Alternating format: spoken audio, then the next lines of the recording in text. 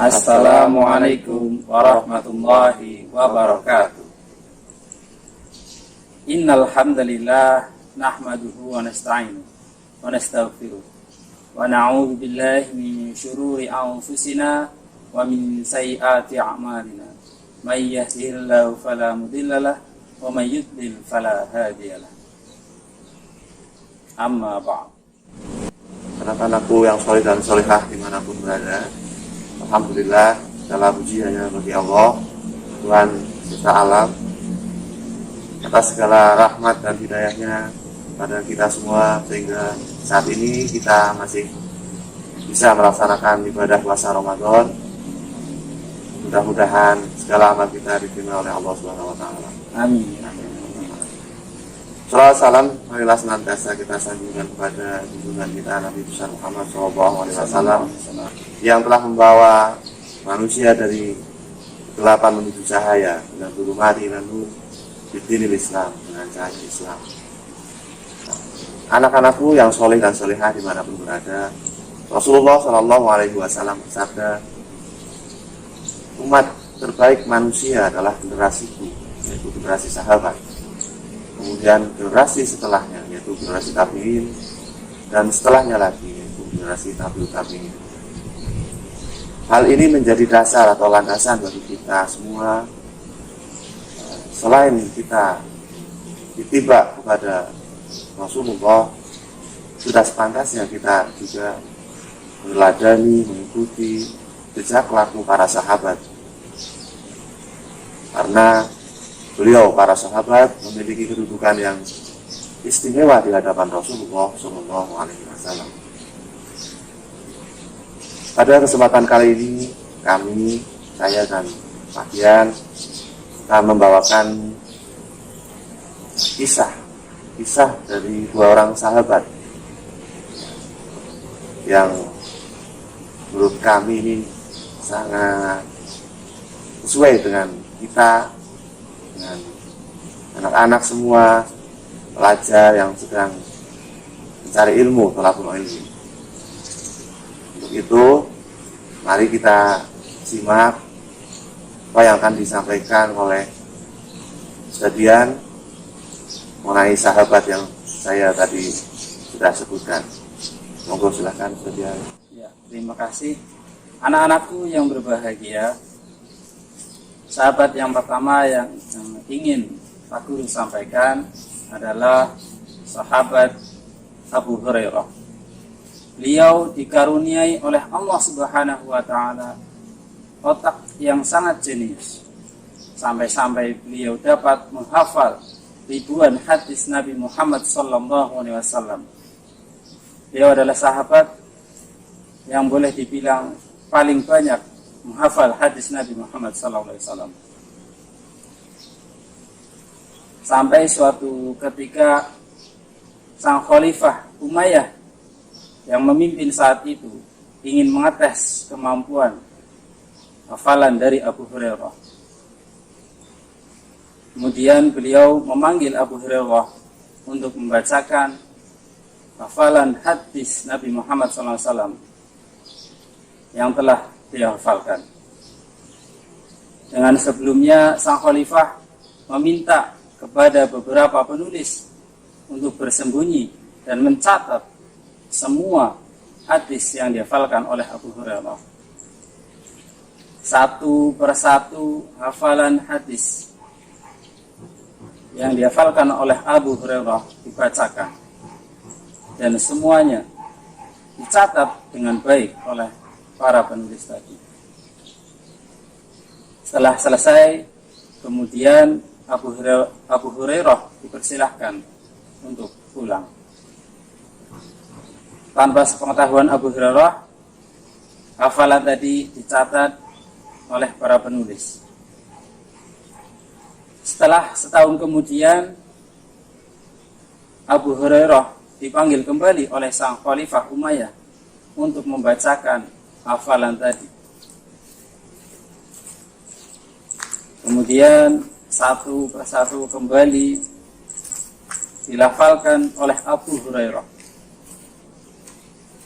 Setelah selesai, dipersilahkan kembali Abu Hurairah untuk pergi. Kemudian sang khalifah bertanya kepada para penulis tadi, bagaimana dengan hafalan Abu Hurairah? Jawaban mereka sungguh menakjubkan. Mereka mengatakan bahwa hafalan Abu Hurairah sama persis dengan yang mereka catat setahun yang lalu. Anak-anakku yang berbahagia, itulah singkat kisah dari Abu Hurairah. Berikutnya yang tidak kalah menakjubkan adalah kisah dari Abdullah bin Amr bin As yang akan disampaikan oleh Ustadz Bayu. Silahkan Ustadz Bayu. Terima kasih Pak Dian. Ya, demikian tadi cerita dari Pak Dian tentang sahabat Abu Hurairah radhiyallahu anhu. Sekarang kisah mengenai sahabat Abdullah bin Amr bin As, atau sering disebut dengan Ibnu Amr. Ibnu Amr adalah seorang yang berasal dari keluarga yang kaya raya, bangsawan Mekah. Kan tetapi beliau tidak silau dengan kekayaan keluarganya. Beliau memilih fokus mendalami agama dan mendalami Al-Quran semasa hidupnya. Bahkan beliau menurut riwayat masuk Islam lebih dahulu dibanding ayah. Ayahnya seorang pembesar yang sangat terkenal, yaitu Amr bin As, masuk Islam setelah 1 tahun. Setelahnya beliau Abdullah bin Amr bin As masuk Islam pada usia 17 tahun. Usia yang masih sangat muda, namun beliau mendapat hidayah sehingga beliau masuk Islam. Keutamaan atau keistimewaan dari sosok Ibnu Amr ini adalah beliau selalu mencatat apa yang didengarkan, apa yang didengarnya dari Rasulullah SAW. Jika Rasulullah sabda, beliau langsung dicatat dan tulisnya, sehingga beliau sampai hafal dan menulis kurang lebih 1000 hadis yang beliau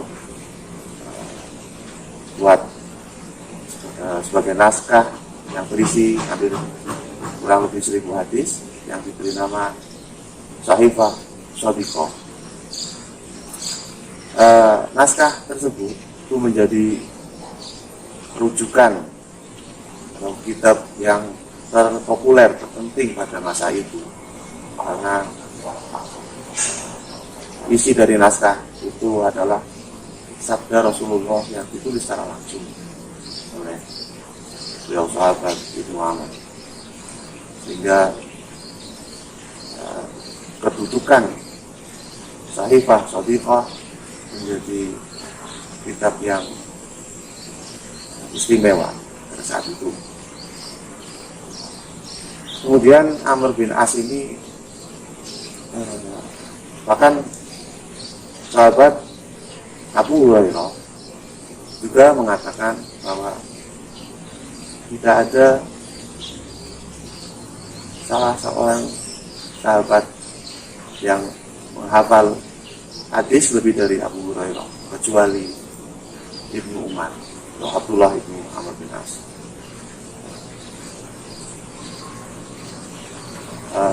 Pendapat Abu Hurairah tersebut bisa menjadi bukti atas pengakuan Abu Hurairah sendiri tentang sahabat Amr bin As yang selalu mencatat apa yang beliau dengar dari Rasulullah. Jadi Abu Hurairah sendiri pernah mengatakan bahwa tidak ada seorang pun yang menghafal hadis selain Abu Hurairah Dan kecuali Ibnu Amr, karena Ibnu Amr selalu menulisnya, sedangkan Abu Hurairah menghafalnya saja dan tidak menuliskannya di dalam naskah. Ini bisa menjadi contoh yang luar biasa bagi kita, karena ternyata sesuatu yang diyakini sebagai satu kebenaran, jika dilakukan dengan sungguh-sungguh, maka itu akan menjadi sesuatu yang sangat bermanfaat. Baik anak-anakku yang saya cintai dan saya banggakan, tadi telah disampaikan hikmah dari Pak Bayu tentang kisah dua sahabat tadi, dan akan saya tambahkan sedikit hikmah yang dapat kita teladani.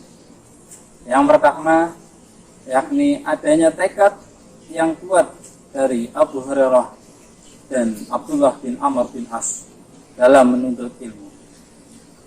Semestinya itu dapat kita teladani, terutama bagi anak-anak yang saat ini sedang menuntut ilmu, bersekolah.